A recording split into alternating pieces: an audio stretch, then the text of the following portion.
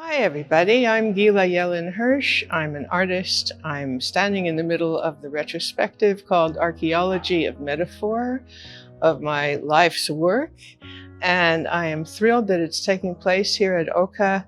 And it has been in the works since 2018. And it is brought to fruition with the help of very many people, to whom I'm most grateful. Thanks.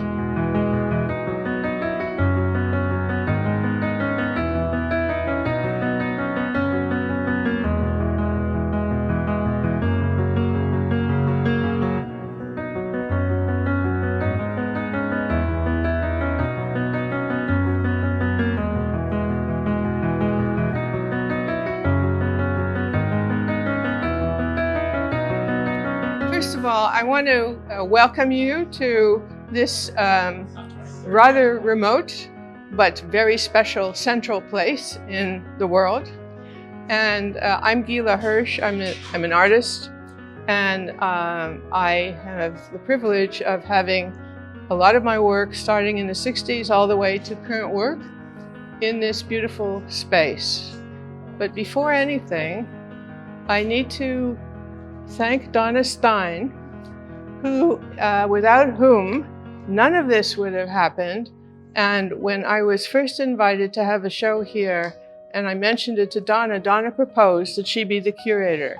And I was incredibly grateful that Donna, who has a world reputation as a museum director, curator, author, knowledgeable about art history, knowledgeable about all sorts of things, but that she proposed to work with me. And I'm sure she didn't know, as I didn't, just how deeply we would become connected over the last 3 years of working together. And Donna is responsible also for the placement of the work and a whole lot of other things. And while we're at it, Donna, whose latest book called The Empress and I, published by Skira, is a memoir of her working with the Empress of Iran, forming the most art collection for Iran. The book is out now 2 years, and it is a wonderful, wonderful history and also about modern art, how to collect it, and also, of course, deals with the politics of Iran at the time. But I can say a lot more about Donna, and Donna keeps saying, less is more. I don't believe it, but she's more. She's a lot more. So what I decided in this walkthrough is to start to walk through chronologically as much as possible so that you get a sense of the development of the work over the years, over the decades. And you'll also see a thread running through everything. And if anything, I would say the thread is uncovering, that's the archaeology, uncovering metaphor at different times and different spaces of my life that really deal with who are we, who am I, what is the psychological basis, the essence of each of us. And when we get closer to that essence, we are more likely to reflect each other on a deeper level. We get to know each other far deeper once we understand ourselves as well. Now, I have a habit of maybe chatting too much. Just shut me up when I have enough, or you have enough. So let's start. I'm going to start with the one around the corner, Aurora Impassionata.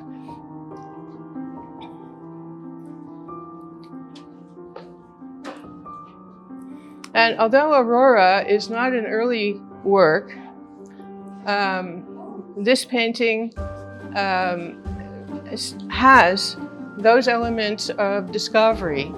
And by the time this painting was made in 2008, I was already deeply inside my own psyche and looking at my psyche in terms of the universe. So you get a sense of a figure, and a wide open figure, mostly spirit, in a universe that is teeming with other universes and that is wildly optimistic that things can get better. And I maintain that stance always, that things can get better if we understand each other in a deeper way. So I think then we'll go there.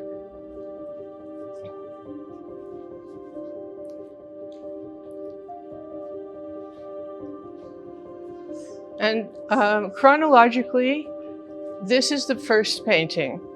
And I did this in 1968. I came to UCLA as a graduate student in pictorial arts, although I had no experience as an artist. I was not an artist as a child.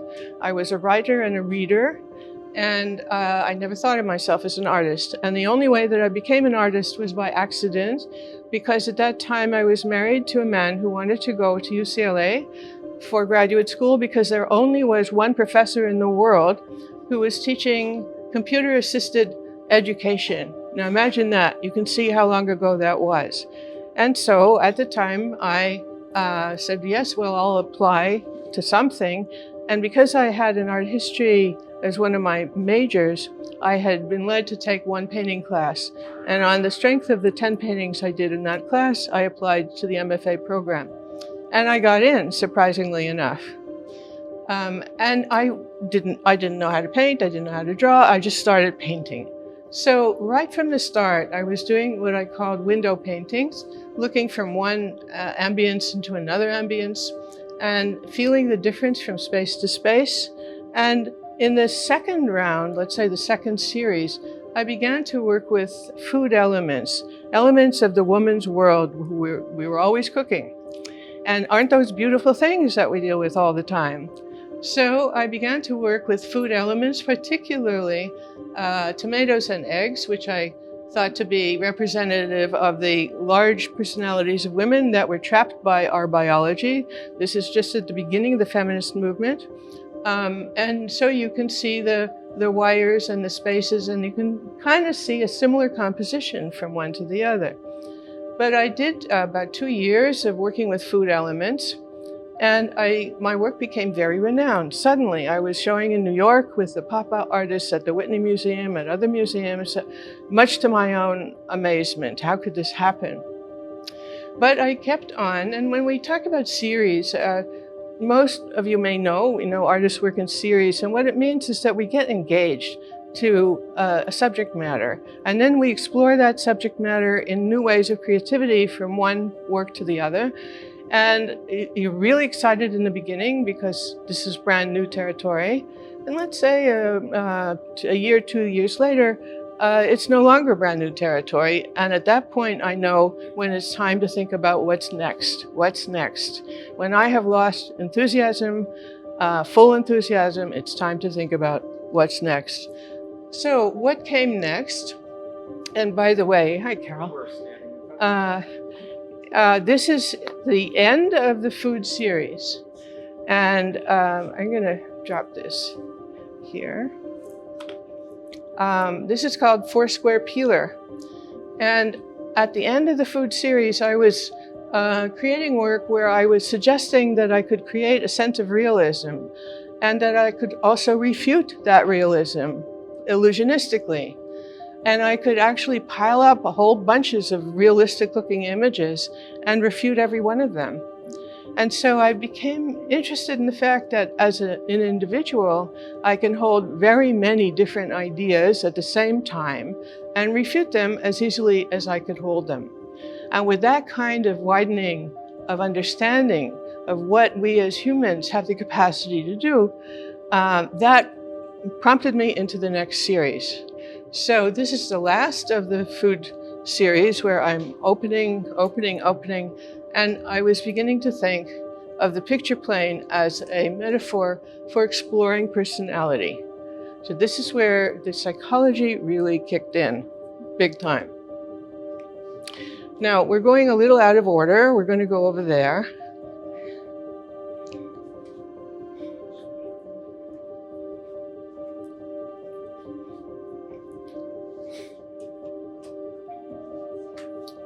And this one was in 2014, and here I'm imagining that aha moment of illumination. And I'm imagining that moment of illumination in the great architecture of history. And the great architecture has books, and it has signs, and it has symbols, and it has all these different things that we connect with that kind of illuminating architecture that always affects all of us, no matter what culture, what country, what tradition that we're from. We all respond in the same way. But also, and as I paint, I'm always reflecting my body sensation. So here too is another figure, and there's the head and the torso and the body, and it's our bodies being repositories of new information all the time, as long as we keep open. So now we're going to go back in time. This is called Grounded in Light. And this I did during the pandemic. And the first shape was that of a mask. And we were all wearing masks, and it became a sense of alienation, it became a sense of safety, it became both positive and negative. And I started with the shape of the mask. But then as I created layer over layer, I began to think that we in our societies are forced to wear masks from the time we begin to understand each other, because not all things are permitted at all times. And that those of us who have the good luck of at times being judicious, we choose the kind of mask that will work better in society for a while. And so this is what this one is about, multiple layers of mask wearing, and also that all of this has to do with being blessed with light.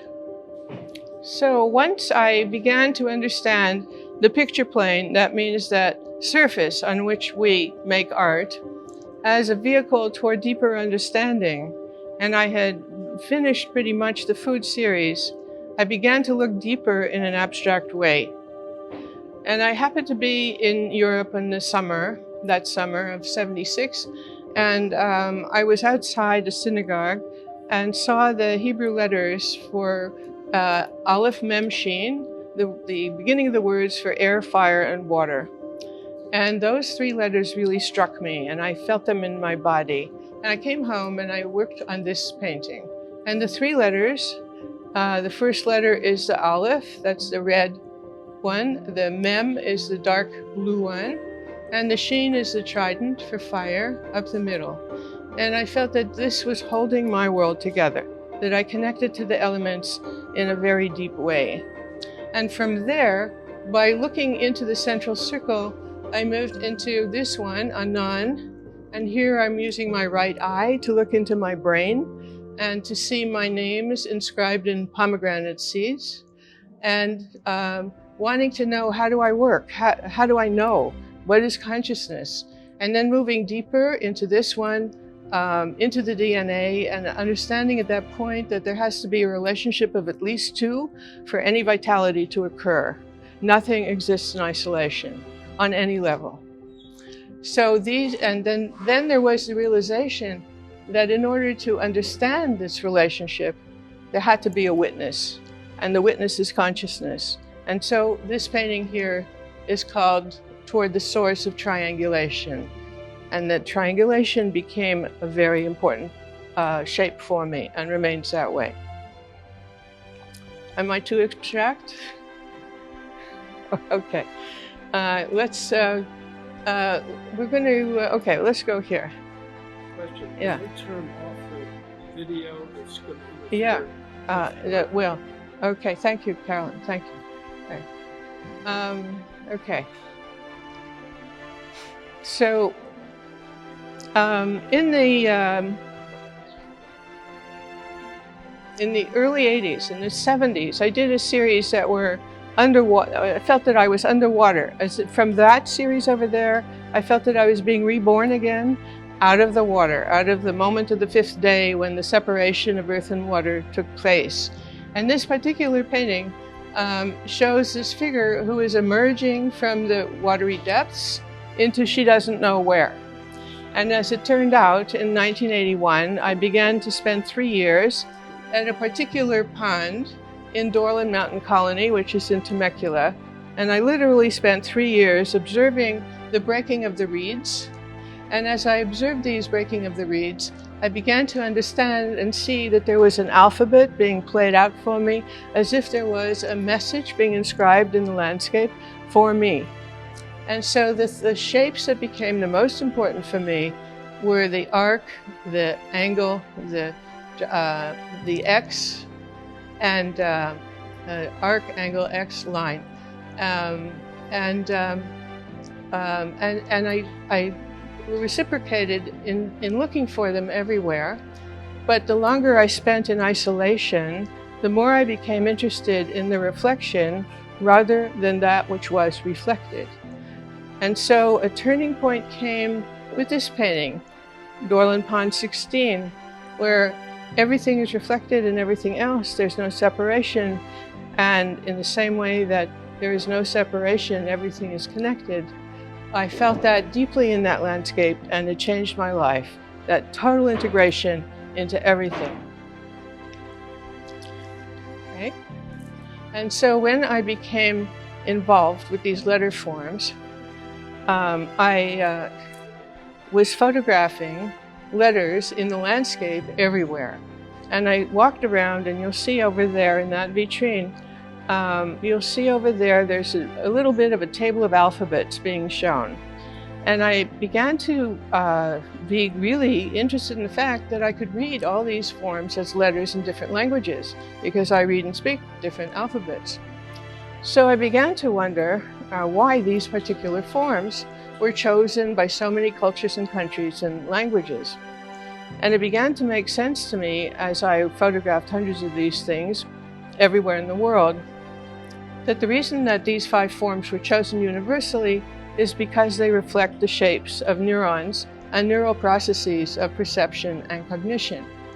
So we are hardwired the same, no matter where we live, what our ethnicity is, what our background is, we're hardwired the same. So culture enriches our lives with rituals and color and costumes and foods, but intrinsically we are the same. And that what really makes us unhappy is rejection, abandonment, and loss of contact. And I ultimately began to study everything from that perspective, including cell behavior. So cells must communicate with each other if they are to continue propagating in a healthy way. If they don't, then they clone themselves, and that's what we know as cancer. So even at a cellular level, communication is essential for growth and vitality.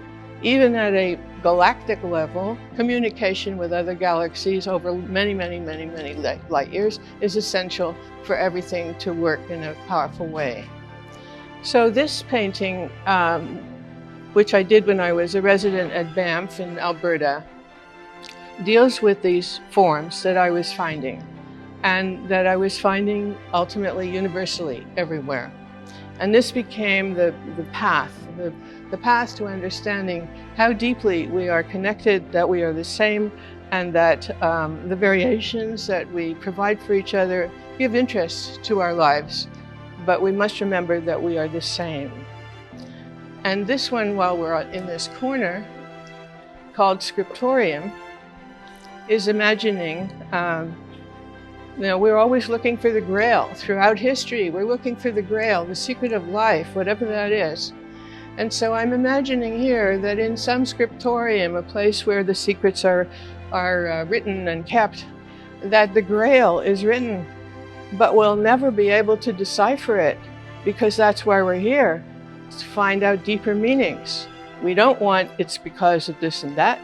No, we want to be perpetually in search. Which brings me back to what really changed my life when I was 10 years old. I wrote a letter to Albert Einstein, and I asked him how he could be the greatest scientist in the world and still believe in the God of the Old Testament, who created so much anger, wrath, poverty, murder, war. How could he do this?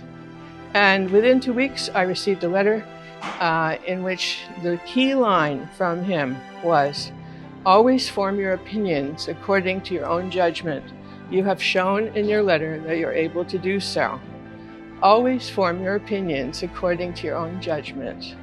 And this is what I've tried to teach all the years I've been teaching, and everything else I've been doing, is you have an idea, go to the ends of the earth to find out about it.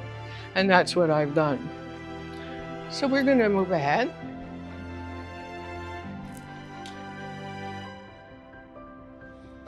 So as someone, we're here, who is interested in languages and form and shape and form as content, this is a real major tenet for me. Form is content.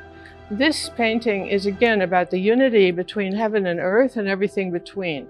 The Hebrew words here, shamayim. Shamayim means heaven, but within that word there's the word mayim, which means water. So the seas are also part of the heavens and vice versa. And that's what this one is about. That all these molecules go up and they come down and nurture on all levels.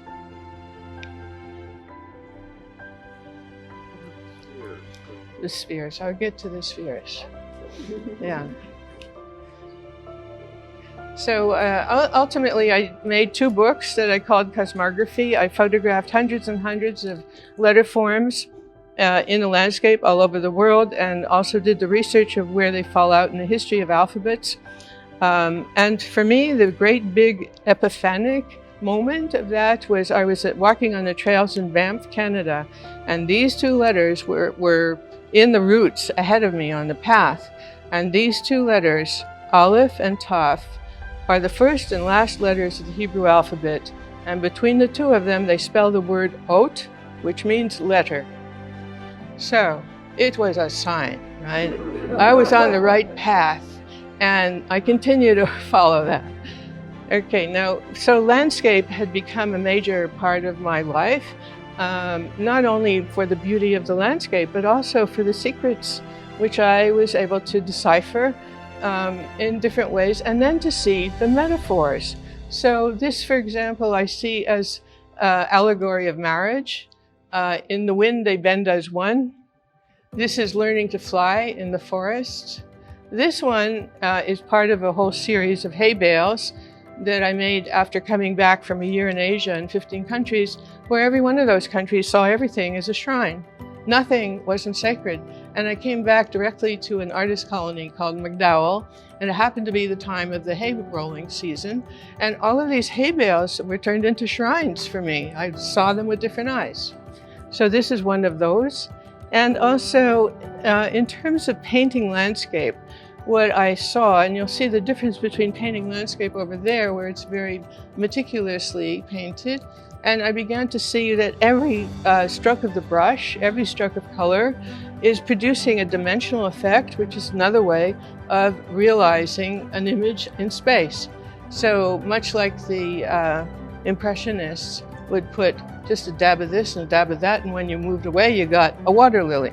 So I was dabbing away at these complex landscape scenes, but really trying to be as economical and also with reverence to the paint, because I revere the paint. And what art is, it's a combination of the skill of the artist, the medium, and the form as content. And about the word medium, medium means both the stuff that you use to produce a work of art, but as you know, a medium is someone who is between the known and the unknown, and brings the unknown into the medium to produce something concrete. So I've always been aware of that lovely combination. Now, as I became more engaged in landscape, I began to think, well, it's all about perception. And so I made 4 paintings that I called the Temple of Mind. And each one was envisioning, what does a mind look like? What can I envision in a mind? And this was the first of those. Well, now we're going to get a little out of order, but I don't think you're going to yell.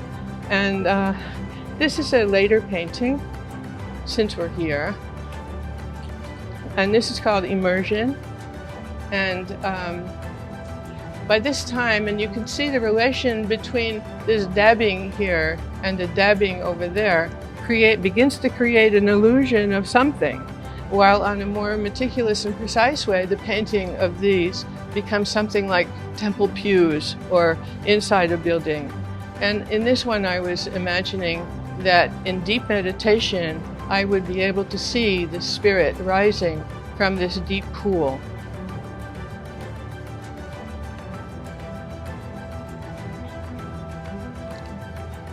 Now, somebody asked about the spheres, so I'm going to launch into the spheres. In '99, I was on a remote island in an archipelago in the Pacific Ocean, and I had a near-fatal car accident. And in fact, I was found dead but revived. And every part of my body was terribly, terribly injured. I was not expected to live at all. And I immediately, when I came back into consciousness, there were 2 Haida Indians, the kind that wear the masks like this, and they were the EMTs, and they had just received the Jaws of Life the week before, except it was in Japanese. So they weren't able to decipher the manual. And when I began to be aware that they were struggling about this, and one said, "Fuck," I knew I was back on Earth. So I will always remember that special time. So instead of, I had no surgery, I made my way back to Los Angeles and to St. John's Hospital, where I was told, "You're going to be paralyzed from the waist down, you have head injuries, you won't be able to think, you won't be able to do anything whatsoever." And I decided that I'm going to take care of this. So what I did is I started a visualization process with medical texts, and I visualized every part of my body that was terribly injured. And I was looking at the perfect version of it, and then visualizing all of these imperfections moving toward perfection. And so this painting is the first of a series of healing paintings. And again, if you look how it reflects the body, and I'm always looking at it this way, but you can see, the ribs, the sternum, the scapula, the cells, the spirit, the arteries. And what about these spheres? So, I was invited to attend the Dalai Lama's only teaching of what's called a compassionate teaching, bodhicitta. And I sat there in the Himalayas with 300 monks in the blizzards, but we were trained how to stay warm just by visualizing warmth.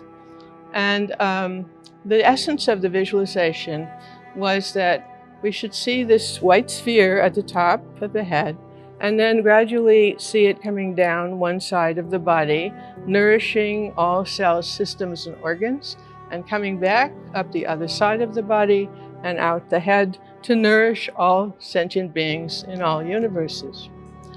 So when I was painting this painting, these spheres appeared. And I had some premonitions of spheres over there and premonitions of spheres elsewhere, but they just happened. And as their pattern began to evolve, and I'm talking about image making its own image, and I absolutely believe that. I do not steer an image, I just follow with gratitude. And these spheres arrange themselves in what now you can see as acupuncture patterns and morphage patterns and other kinds of different healing methodologies, but always looking at these same places in the body. So by accentuating, focusing on those places with the spheres, I was creating medicine paintings. And this was the first, this was the fourth, there are 9 altogether. And here, where I no longer had to focus on the body part so much, I gathered the imagery in my heart, and I could begin again to look at the outer landscape. Now, I mentioned earlier that I had become entranced with the Hebrew alphabet, and the more entranced I was, and by the way, all of these paintings, the healing paintings, they have words inscribed. So that one is who will live and who will die. That's the first of this series. And this one is grace. At each painting, the more faculties that I have, the more I put into every painting, the more powerful it became. And I understood then that anybody, the more faculties you use to produce a visualization, the more powerful it is. So being involved with the Hebrew letters, I also then began to explore something called Kabbalah. And Kabbalah is an esoteric study of the relationship of Hebrew letters to each other and to the universe and to the practitioner. But the thing about Kabbalah is that it is much like that Grail business, where you never really figure it out. You're not supposed to, but you're always on the path. Kabbalah is, first of all, the title of the main book is called Zohar. The 3 letters Zohar. These 3 letters also spell the same word, Zahir, which means be careful, be aware, be attentive, because all knowledge can go in any way. So with that understanding, I created this kind of a metaphor of bringing knowledge, but there is a limit, and that you need to understand about compassion, you need to understand about the repercussions of all thoughts and actions, and that's where this one comes from. Let's turn around and look over there.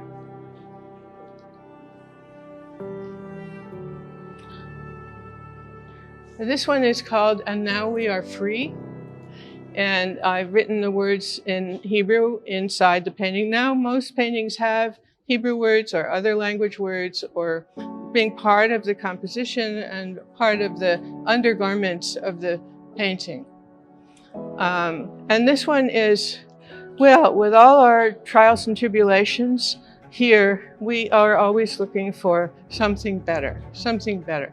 And there are those who will think about multiple universes or multiple dimensions or multiple anything, and hope to gather enough strength and intelligence to be able to move from one plane to another. And my contention is that all those planes reside in ourselves, and that if we look deeper, we will find all those different elements of space and time and relationship. It takes some work, but we all have it. Why do I think so? Because we can envision that. And the more we can envision, the more we understand that we are the creators, we are the envisioners. And the ultimate envisioning is to be free. So we're now in a latter stages, and while we're at these 2 plexi boxes, each of which have I began working on papyrus in 2014. And I fell in love with working on papyrus. And one of the things I do when I travel is I go to see what is the ancient most kind of medium that was used in that culture. So in Egypt, of course, I found papyrus, and I bought papyrus, and I brought it home and started working on it. And in that room over there, you will see papyri from different periods, but I want to tell you about these. I was invited by Judith Solotkin of Solo Press in New York to come and do experimental work with papyrus, because she knew I was working on papyrus, but also to include her recently developed and only use of an electric sewing machine in the production of a work of art. And so I went there for 2 weeks and produced 8 works, which are a combination of painting on papyrus and also on the sewing machine. And to work with the sewing machine, and why we show the back here on both of those, is that anything that you see that is sewn requires many, many, many programs of each thread and each color, and has to be especially particularly sequenced so that it falls in the right place. Very concentrated work, and Judith is the master in the world. And so to work with her on these never have been done before media was truly a great privilege and honor for me. And there are 8 of them, and you can see in them the motifs that I was working in paintings about the same time. So the backs are as important as the fronts. Now, over here, this is called Time and Consequence. And this is more recent. This is in 17. And I was quite concerned with mortality, and also what happens before, what happens after. And that, again, it's all compressed into the images that we wish to portray. And so this one, we see ancient times, let's say Byzantine warriors, who eventually become trees, who eventually become patterns, who eventually become coding, or whatever other kind of message that you want to derive for it. And so understanding that at that level meant that every action had to be really considered, because every action has a repercussion.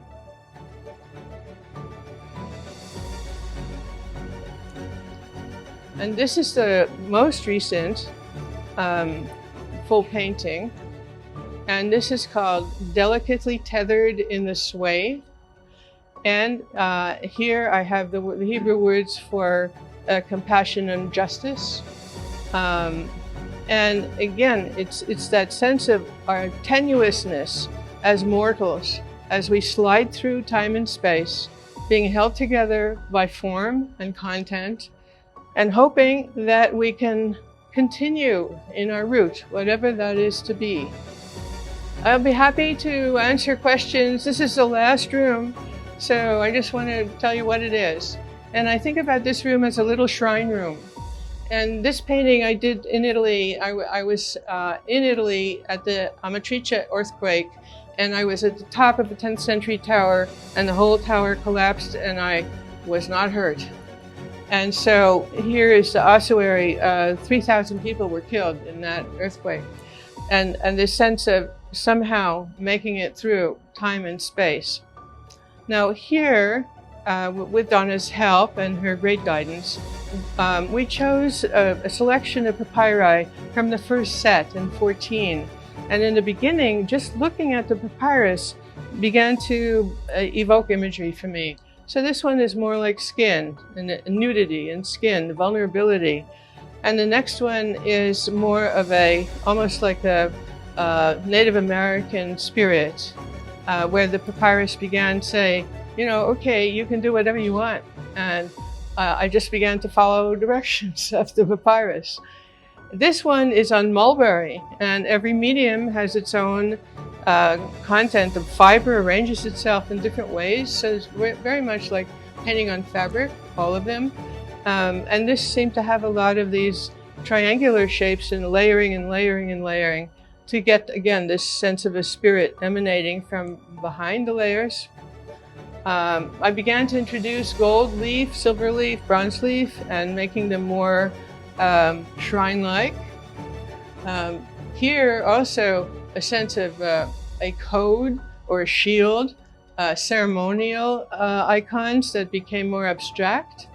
This one I thought was more like a heartbeat.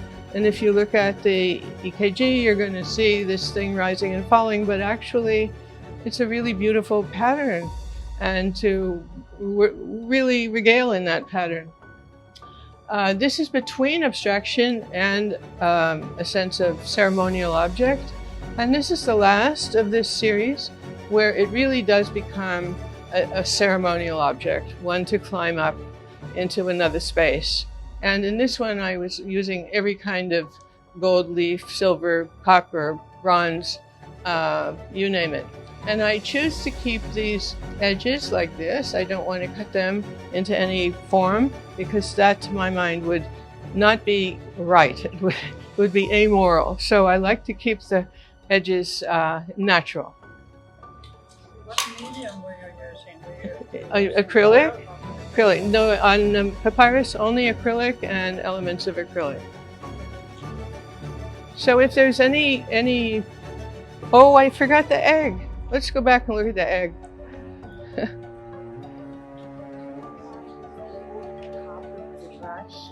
I do brush, I shake it also. I do leaf and also shake it. Yeah. I was asked in 79 to make something under 12 inches for a show in Albuquerque. So naturally I went to an egg, ostrich egg. And I painted on this egg with 1-hair brushes continuously for months to get a sense of dimension and depth within that tiny little space. And it really did precipitate, again, and affirm my understanding that in the tiniest grain of sand, in the tiniest anything, all the secrets of the universe are all locked up in there. And it's just for us to keep digging the archaeology of metaphor. Thanks.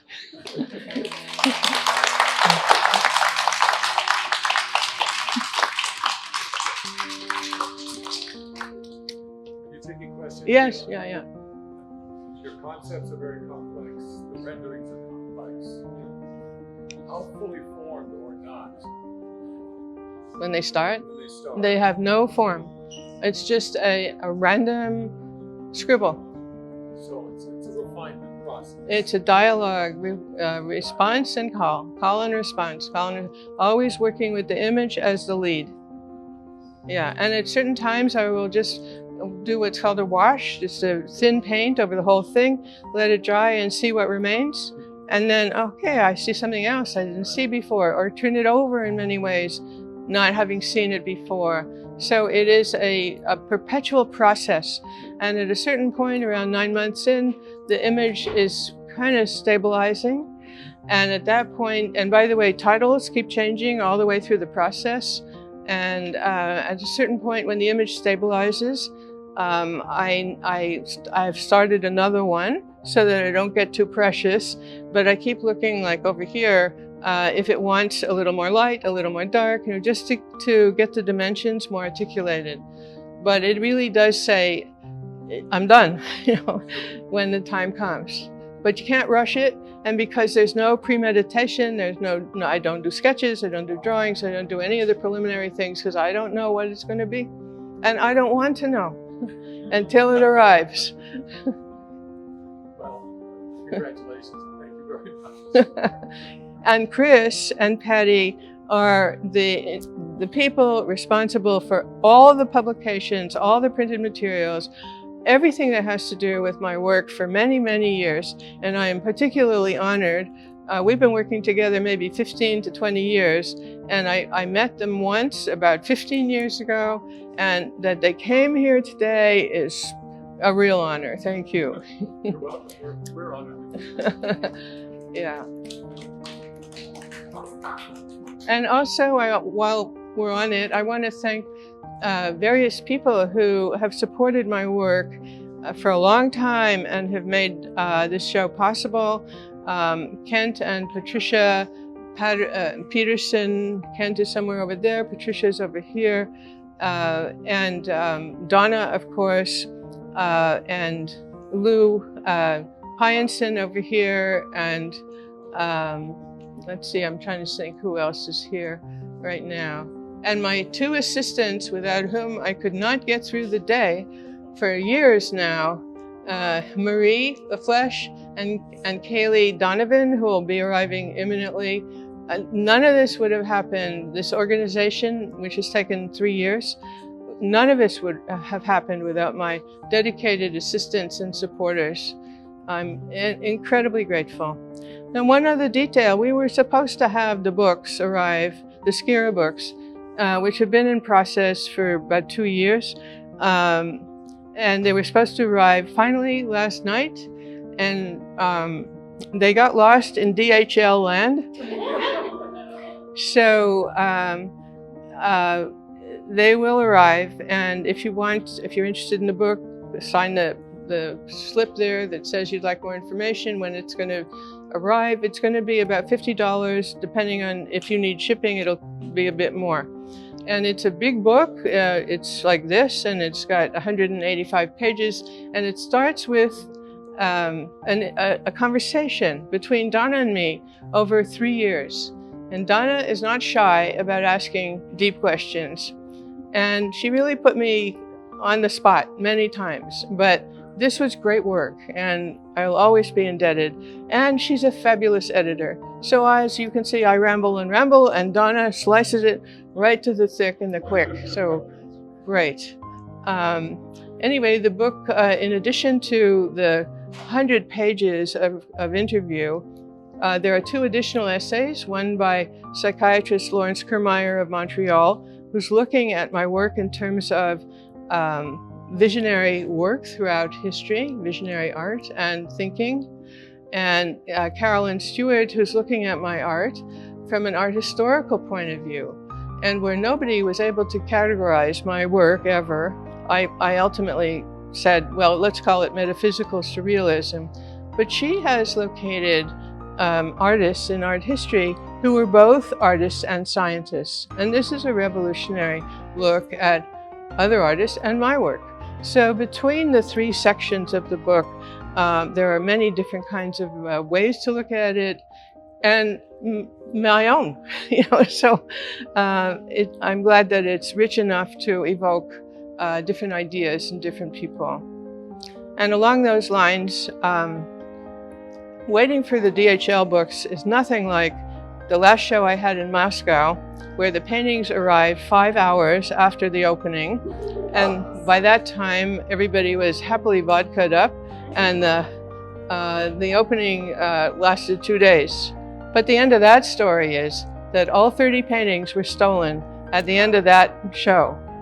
And it took 2 years to get them. A very complicated story. But the reason I'm telling you this story is that no matter where in the world these paintings are shown, people respond in the same way. And that to me is very gratifying. That, again, we're more alike than we're different. And we need to honor that sameness in each other, as well as the difference. Carol asks whether others, in looking at my work, can get a sense of healing. And yes, and that's their purpose, is to be reflected in bodies and touching those parts of the body that are merciful and biological and healing. And I have been asked to teach doctors and psychiatrists to work in hospitals, work with terminally ill people, and I've been doing this for about 15 years formally all over the world, and teach people to work with imagery on their own, to work with their own bodies, their own areas of problem, and make them, and visualizing moving them to a healthy point. And that's a whole other area of my life that's quite a large part of my life. Yeah.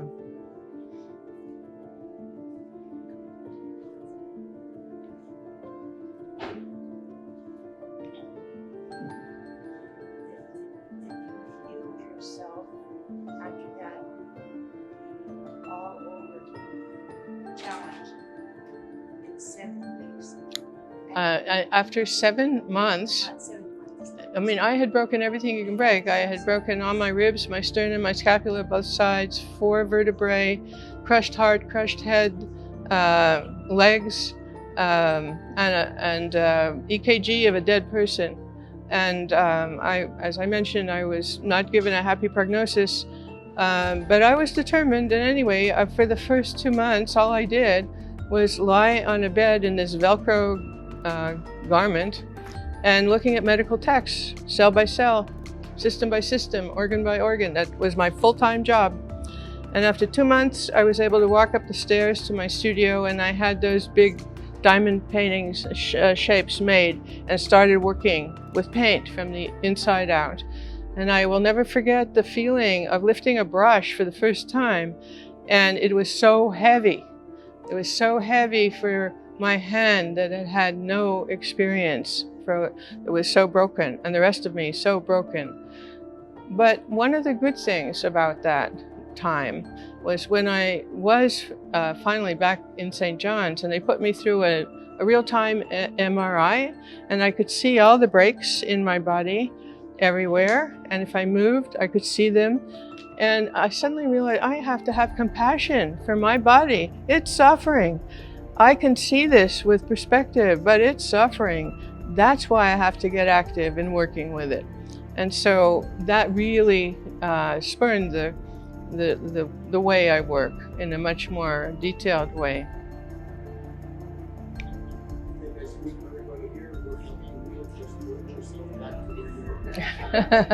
Me too. Thank you. But it's doable. And you know, so many cultures work with visualization and healing. And when I give real talks, you know, I talk about all of the different cultures, many different cultures who use visualizations in various ways. And now in our own culture, we're using it much more. In fact, many hospitals will have the patient do visualizations before the surgery, during the surgery, and after the surgery, and the rate of healing is much faster, much deeper, longer lasting. Things like biofeedback, where you can change your blood pressure by thinking differently and see the results on the oscilloscope, now popular culture.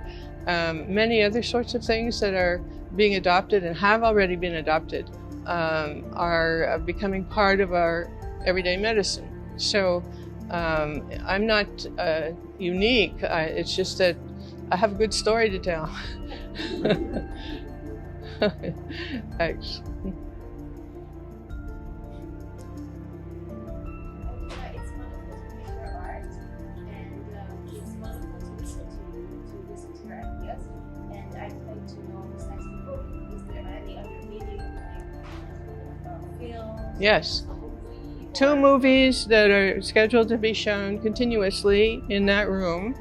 They're also available to buy. You can also get them on a website. I also am a writer, and I've been requested to write many, many articles about all sorts of things for different journals in different countries and different languages. So I have this whole other career as a writer, dealing with all these different subjects. Let's see, what else? I give a whole lot of talks at conferences of all different disciplines all over the world. And for me, that's particularly exciting because I learn so much from everybody else.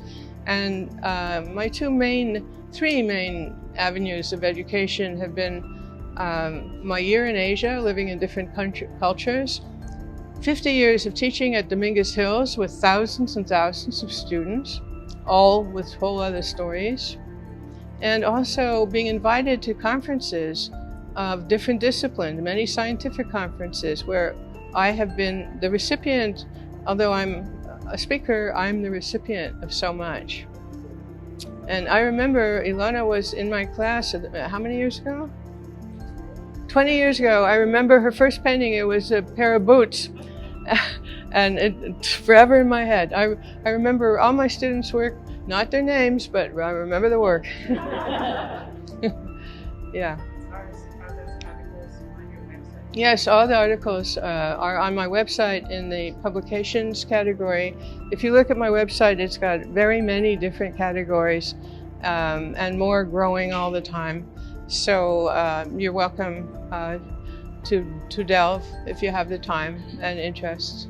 What's the domain name of your website? Ah, Chris. Gilah.com. Yeah. With an H, yeah. Gilah.com. And I think of all the people who are here, Susie Kornbluth, that was her name, we were children together in a camp north of Montreal. I think we met when we were 7 or 8. And I haven't seen Susie in a day or so, right? But she looks just like she did. Yeah. Yeah, thank you for coming. That's really nice. And also, I want to thank Carolyn Yarnell, who was the person who instigated the idea of me having a show here. I never would have thought about it, and she arranged for me to do this, and I'm grateful to Carolyn. Yeah. If I may, it was fascinating to hear about your different interests, and I'm just wondering, what are you curious about now? Everything, because ideas change. You know, that which was the Grail yesterday is passé, because more research, more understanding, deeper understanding, more discovery is made. So we never want to hold one idea, and just keep it rolling, keep the process opening. And it's exciting, it's also stimulating. It also keeps you younger if your ideas are consistently changing, so you see things differently. And while where's Eric? Is Eric here? Eric, I want to introduce you to Eric Marin, who is the editor and my collaborator on the 2 films that are being shown here. And we worked together for years, literally years and years, to make these 2 really unique films. One is an hour long called Cosmography, the Writing of the Universe, about the process of discovering all these ideas. And the second one is called Reading the Landscape, and I was asked to do this film for kids of all ages. And we look around the world from the pattern of migrations, from Africa all the way to the North Pole, all the way around the West, down into the South America after having been in Europe. So we're looking at all these alphabets and in their context, and they all share the same shapes and forms in their alphabets, those 5 forms. But Eric is a genius, and he put up with me for years and years and years. And Eric's own Eric's own films are prize-winning films, and particularly focusing on music composers. And his current film is on, of all people, J.S. Bach. And they just came back from Germany. How'd it go? Oh, glad to hear that. Yeah, great. So I mean, I'm just looking at people who are here, and you can rest assured that there are hundreds of people, literally, who have been very present and supportive of my life and my work.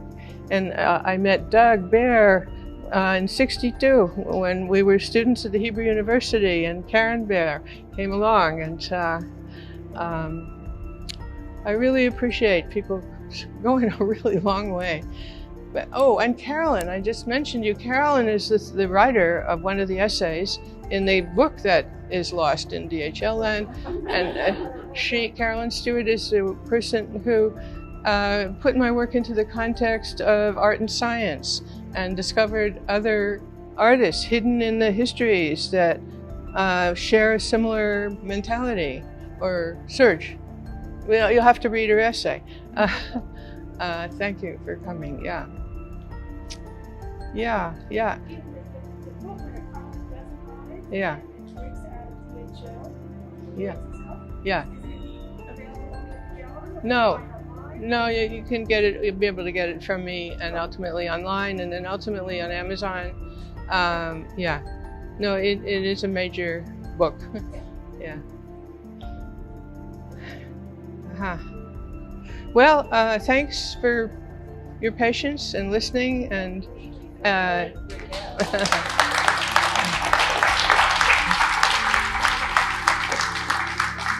if you have any follow-up questions, I always answer all email. So I like to keep the process going.